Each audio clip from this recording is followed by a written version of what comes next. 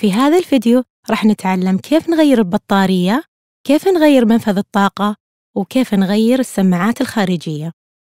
الأدوات اللي راح نستخدمها في هذا الفيديو الهيت جان، وصبورة، وقلم صبورة، ومفك، وملقاط راسه مستقيم، وملقاط راسه معكوف، وسبجر الحديدية، وسبجر البلاستيكية، وآخر شيء أنتي ستاتيك مات والسوار الخاص فيها.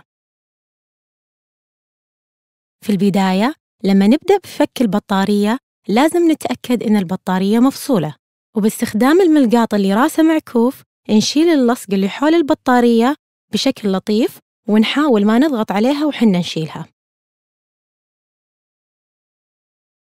وبعد ما شلنا المادة اللاصقة نقلب الآيفون ونستخدم الهيت جان، ونحاول ما يكون قريب من الجوال عشان ما تتلف القطعة الثانية.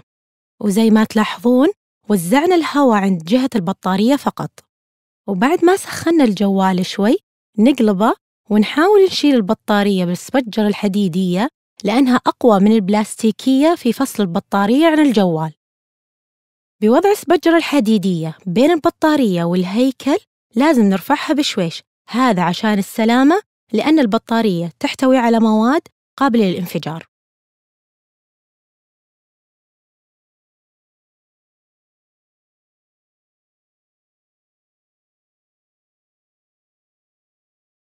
وللنظافة نشيل باقي اللصق الموجود بالهيكل.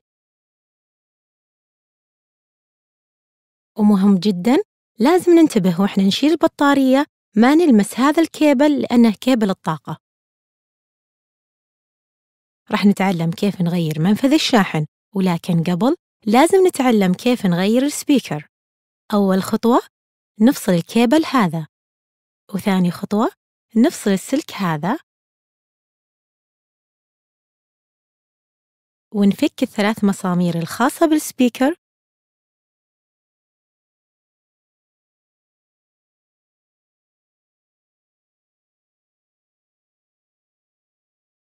ولازم ننتبه إن المسمار الثالث تحت هذا الغلاف.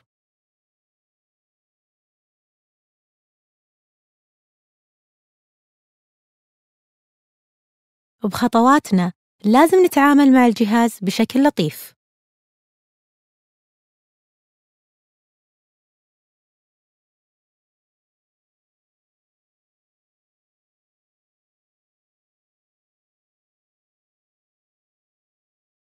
وهذا السبيكر فصلناه، وزي ما تعودنا لازم نكتب مصدر المسامير على السبورة.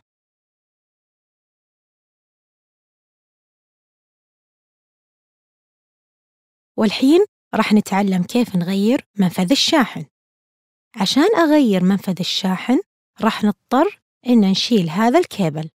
أول خطوة نسويها نشيل هذه القطعة اللي هي 3D Touch بفك المسمارين اللي حولها. ثاني خطوة نسويها نفك المسامير المحاطة بمنفذ الشاحن، وعندنا 6 مسامير، 4 منها حول منفذ الشاحن، و2 منها ماسك منفذ الشاحن بهيكل الجوال. الكيبل هذا يسمونه everything كيبل لأنه ماسك منفذ السماعة اللي هو الهيدفون، ومنفذ الشاحن، والسبيكر، وسلك الشبكات الخلوية. راح نحاول نرفع هذا الجزء بشكل لطيف جداً لأن في تحته صمغ ولا نبي نقطعه وإحنا نرفعه.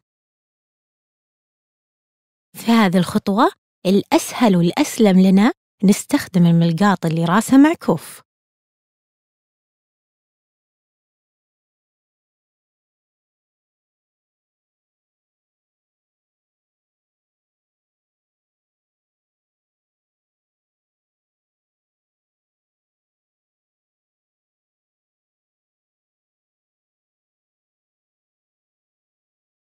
وزي ما أنتم شايفين نحاول نهز هذه القطعة بشكل لطيف عشان ينفصل عن هيكل الجوال، وبهذا الشكل فصلناه كلياً.